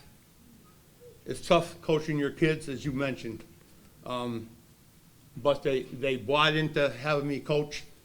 Tough following the father that played basketball. On the court, I was coach. Off the court, I was dad. I appreciate that. They worked for me. They didn't give me any grief, never complained, and I love you for that. Thank you. AAU, Coach Rapp. Best time coaching. Best time coaching. Travel team, boys club, won the New England championships, Coach Rapp. Great team, my son Steve, Big Deli, DJ. We had some players. Mr. Klepps, great players. Armin went to New Orleans. We'll leave it there in New Orleans. That was a good time. I was a good boy. We had the preacher Gervais with us. We couldn't be bad. I got to give a final up, a great thanks to my wife, who's not with us any longer. Michelle, as again you stated, without your wife at home helping the kids do their homework, getting to bed, being a freshman JV coach, I would coach late. Get home at night, 9 o'clock at night, supper was waiting for me, kids' homework was done, they were in bed. Without her, I wouldn't have been able to coach for 17 years, no way. She made coaching possible. I miss her every day, but I know she's watching. All the coaches, all the players I played with that helped me out, the tremendous hours of drills and hitting a weight room and shooting by myself was all good, and it helped tremendously. But none of this would have been possible without my Lord and Savior, Jesus Christ. Thank you.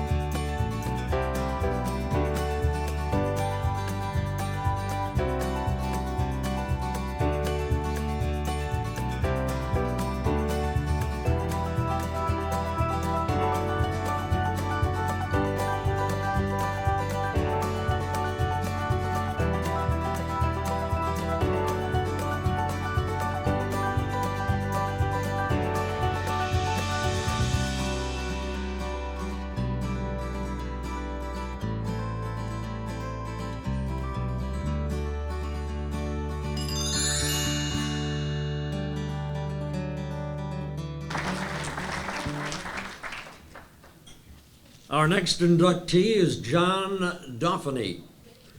John played football, basketball, and baseball for Central as a member of the class of 1988. The 1987 football team was conference champions and Class MM runners-up. Individually that season, he was chosen All-Conference and second-team All-State as a safety. The basketball team his junior year were Class L runners-up, and he was named All-Conference the following year. He also played 2 seasons of American Legion baseball. Solid academically, he was named to the 1987 ESPN Scholastic Sports America Scholar Athlete Honor Roll. And in the fall of 1988, he began a 4-year letter-winning football career at Trinity, eventually being selected as a senior tri-captain and becoming a Gold Award recipient.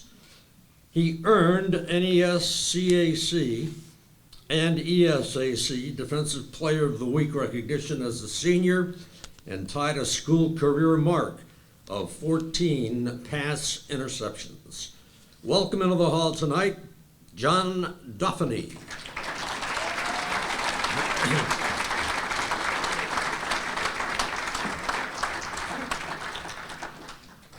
Congratulations.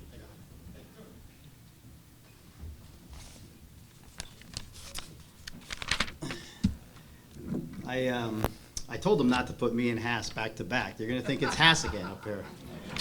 No. Hello and good evening. I'm very honored and humbled to be standing here giving a speech in front of the community that I've been a part of for 50 years. I am bona fide Bristol. Southside Elementary School in the 70s, Memorial Boulevard, Bristol Central in the 80s, and for the past 22 years teaching in Bristol up at Chippens Hill Middle School now. Yeah, hey, a teacher, right? A teacher. Plenty in the room here. So I spend hours upon hours speaking in front of 11-year-olds. So please forgive me if I start saying things like 1, 2, 3, eyes on me. And I might actually ask some of you to move to a more successful spot. I've noticed Chris Casson, you should be over here somewhere with me. So as a teacher of 22 years, I would be remiss if I didn't have a theme or a title for these remarks, for this speech. So I've titled this one, Thank You, I'm Sorry. So here it goes. I want to thank the Bristol Sports Hall of Fame board members for honoring me and all the deserving inductees on this special night. Especially inductee tonight and committee member Hank Lodge on this special night. Hank was in charge of organizing the photos and putting together the montage for each of the inductees. So I want to thank Hank and say I'm sorry for being late getting you the photos, even though the pandemic gave me 12 extra months. I'm also sorry for sending you 60 photos when you only asked for 20. I guess as a teacher and me, overplanned a little bit. So thank you, and I'm sorry. I assume that part of the induction was a result of me playing 3 sports, athlete in football, basketball, and baseball, continuing to play football and baseball in Trinity College. But to be honest, I almost didn't play football at all. My 8th grade year, I was 13 years old, and I owe a lot of credit to freshman football coach, Chippy Raffanello, for talking me into playing my freshman year. You see, my older brothers played, and I heard a lot of things about players throwing up and coaches grabbing face masks. So I was 13. I was scared to death. Heck, a couple of years earlier, I was playing dolls with my sister Debbie. And I didn't always get to be Ken either. So I want to thank all my high school coaches, and many of them are here tonight. I want to thank coaches Al Mancini, Chris Casson, Ed Swickless, Phil Pirag, Dave Talmadge, for putting those horror stories to rest for me and helping me to have 4 enjoyable years and learn the game of football and develop a skill set beyond football that is carrying me through life today. Thank you, coaches, for leading our team to the state championship. We played a strong, fast Middletown team. I was playing quarterback, free safety. And I must confess, I'm sorry for underthrowing Carlos Martin on that fly pattern, first series, knowing that that could have changed the whole outcome of the game. As it turned out, we ended up getting defeated at Beehive Stadium. So thank you, coaches, but I'm sorry. Thank you to Bristol Central coach in the house, Tom Moylan, for leading me and my teammates into the state playoffs my senior year and for giving me the ball to start pitching in that quarterfinal game. I'm sorry I tried to dunk a basketball in PE class and broke my finger. Couldn't pitch for you that day. Sat on the bench, deservingly icing it, and we lost. And as Mr. G wanted to remind me, I think he was pouring a little salt in the wound. He reminded me that his team won the state championship for Eastern, so we would have matched up with them. You were telling me in the maybe in the semifinals had we won that quarterfinal game. But hey, white men can't jump, I guess. Broke that finger. Staying with baseball, I want to thank my American Legion baseball coaches Hal Kilby, Phil Manarino. Coach Kilby put together a talented group of athletes from Bristol Central, Bristol Eastern, and St. Paul in 1988. We had a successful season. Coach even took us down to Cooperstown, New York for an overnight tournament. We were playing on Doubleday Field, so I want to thank the coaches for that. And I'm sorry about that shaving cream incident that woke you up at 3 in the morning in the hotel. I still claim my innocence. We know it was Kuchar. Also, thank you in basketball. Thank you to my head coach, Ed Phelan, for pushing me to be the point guard on a run to the state championship game with notable teammates. You might have heard some of their names, Martin and Malcolm Huckabee. Sorry, Coach Phelan, that I just could not shut down All-American Frenchie Tomlinson from Warren Harding. If I could play any defense, we might have won that game. So thank you, Coach. I'm sorry. And lastly, a big thank you to my family and my friends that are here tonight. All my 4 siblings are here. You might have seen their picture and their spouses. 4 out of my 5 kids are here. It's 80%. Chris, you caught that? Okay, all right. Didn't want to move you up here to the front. I will. And lastly, a big thank you to my wife, Christine, who has been with me since the days of the Bristol Central, Bristol Eastern Thanksgiving Day game, which I know we're probably all looking forward to next week. And thank you to my mom and dad, also here, for all that you did to support me in school and in sports and keeping our family close. My mom has always been my biggest fan in life and not just sports. And thank you all. I love you, and I'm sorry I didn't say it enough. So thank you. I'm sorry. I'm done. Thanks very much.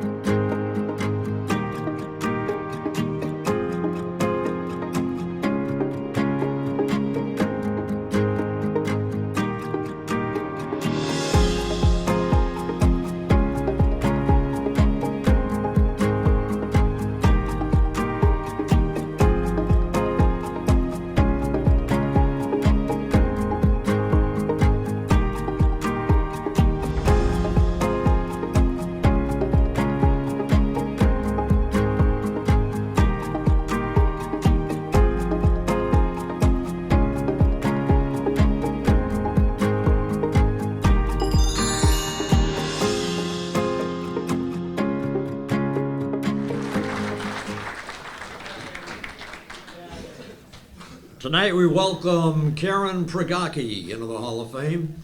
She played softball in the Edgewood Little League and sports at Memorial Boulevard School before going on to Central as a 1989 graduate. Her high school athletic career, including earning all state honors in a variety of sports. She also did very well in softball and basketball. She attended Yale University, where she played 3 seasons of softball her junior year, taking that year off because of reconstructive knee surgery. In her season year of 1993, the Bulldogs were New Haven City Series and Ivy League champions, with her earning Ivy League and all academic Ivy League honors. Her teaching career has taken her all over the world: Abu Dhabi, United Arab Emirates, Chennai, India, Northern Virginia, Kuwait City, Kuwait, Kobe, Japan, Incheon, South Korea, and presently Hyderabad. Said it right, Hyderabad. As an expatriate, she played in several Middle Eastern international softball and netball tournaments.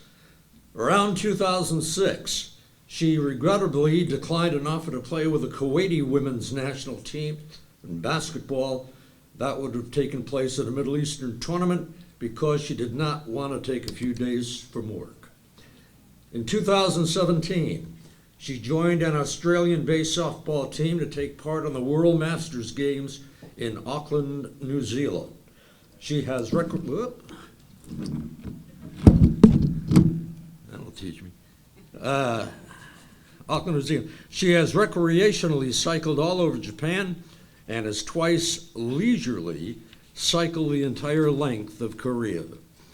As a Yale Alumni Service Tour participant, she helped organize athletic programs for kids in China, Ghana, and India, ensuring that equal opportunities were offered for girls.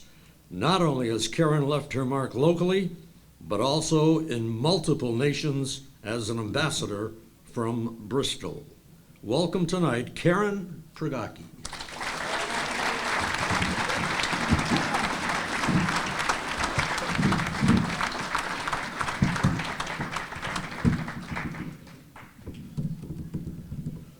I don't know what to tell you, Karen. Well, I think it's in there pretty well. All right. Sarah, is it If okay? it fell apart, it's my All right. Thank you. Recently, I tired of the constant hassle and expense of shipping my belongings every time I moved, so I embraced minimalism. So as a minimalist, I'm confident I can deliver a sub 5-minute speech. So I'd like to thank everyone involved with the Bristol Sports Hall of Fame for making this evening possible. Specifically, I was fortunate to encounter Mr. and Mrs. Callett in the grocery store line a few years ago, which kick-started the process that got me here today right now. Hank Lodge invested a great deal of time and effort into keeping me informed over a couple of years in several time zones. I can procrastinate with the best of the best, and Hank had a very special touch of keeping me on task. In the home stretch, with the last-minute details, Coach Freemuth likewise made sure everything was in order for a very special night. My journey as a student-athlete in Bristol started as a toddler on the sidelines of my dad's basketball and baseball teams and practices at Memorial Boulevard School. And then as a fan as his slow-pitch softball games at Page Park. My first teammates and opponents were my brothers, Michael and Mark. We had a truly epic, well-utilized wiffle ball field in our Burlington Avenue backyard. As an individual pursuit, I was obsessed with throwing a tennis ball at the John J. Jennings ball wall. Anyone remember that? A 4-story brick wall with no windows and a single brick missing in the middle. While my success ratio for getting a ball stuck in that space was 0 in a million, I kept trying for years. For organized sports, my parents, Rit and Joan, nailed the time and place of my birth to enable me to play in both the inaugural years of Edgewood Little League's girls softball leagues and then the senior girls softball league. From elementary to high school, my dad never said no to a request to play catch, and my parents and Aunt Janet were always present at games with cheers and often with candy, homemade treats, pizza, and warm and cold beverages for all.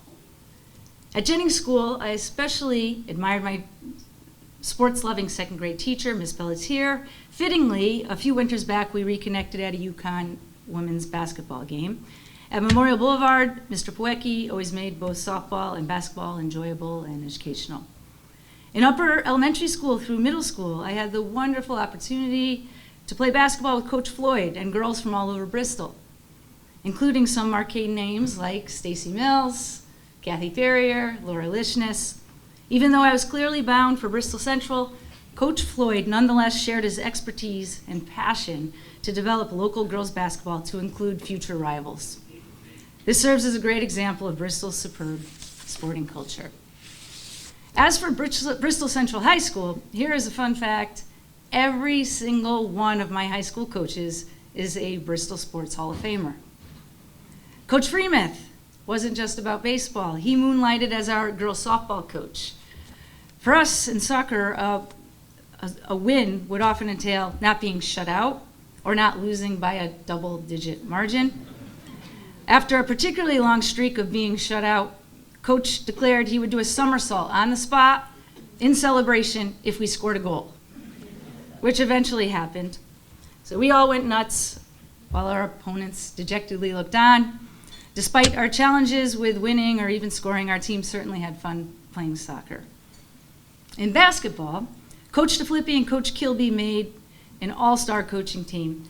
Kill was a fully active player coach who participated in all our drills and scrimmages, always taking on the persona of whatever key player we had to contain in our next game. His active involvement certainly elevated our gameplay as individuals and a team. Coach DeFlippi did a super job of recruiting and developing our team. VCRs and video cameras were cutting-edge technology at the time, and my Aunt Janet would tape our matches and hand over the cassette to him post-game. Coach clearly did his homework, as he always had very specific feedback for our next practice. Perhaps we can find an old Central Eastern video in a basement somewhere to share with the Hall of Fame as a cultural artifact of girls basketball in the late 80s.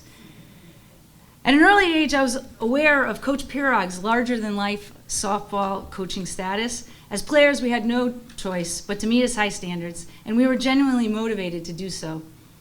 He also went all out for us. Indeed, thanks to Coach Pirog's masterful networking skills, I ended up at Yale. Reflecting on high school, it is also fitting to recognize Mr. Greenleaf, who devotedly photographed all teams of all sports in all seasons for end-of-season slideshows. His tradition of paying special tribute to graduating seniors with photos from their freshman year, always paired with the Beatles' Yesterday, was a highlight at every sports banquet. To sum up succinctly, clearly I have batted 1,000 for having sensationally supported family, coaches, teammates, and community organizations. When it comes to gratitude for this, minimalism does not apply. So thank you.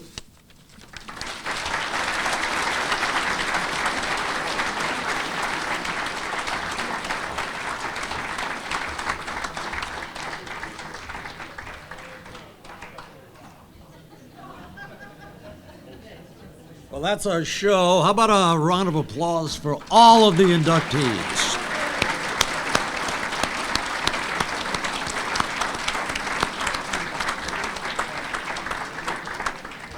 Dave, I'm turning it back to you. I don't know if this is on. Thank you, Tom. We have one more thing to do before we go. Phil Manarino here to help me with this. We're going to unveil the sign to join the other 25 years worth of signs we have here for the class of 2020.